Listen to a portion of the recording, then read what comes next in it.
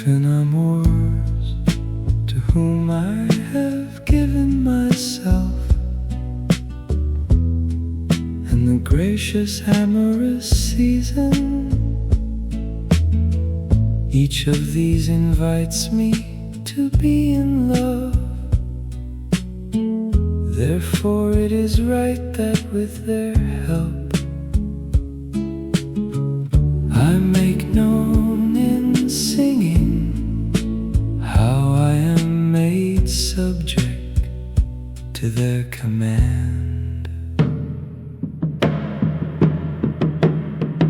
For I know better how to suffer patiently, so that my desire does not weaken. And it appears well that it would not be otherwise, except that I love and am not loved. May she of whom I sing never help me,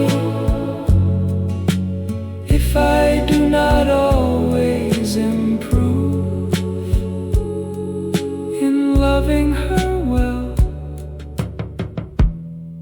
without deceit.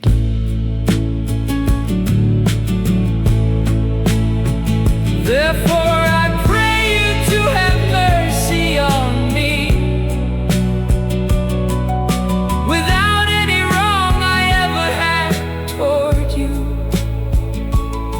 And if right, which is so perfect, cannot avail me, may humility help me with you, lady, and aid me, for no right has great value where force does its will. For thus is engraved in my heart your rich, true, good worth, that I am not at all able to turn myself toward another side, nor do I ever wish any other lady to help me, but you, lady, for whom I sing, and love and desire and court.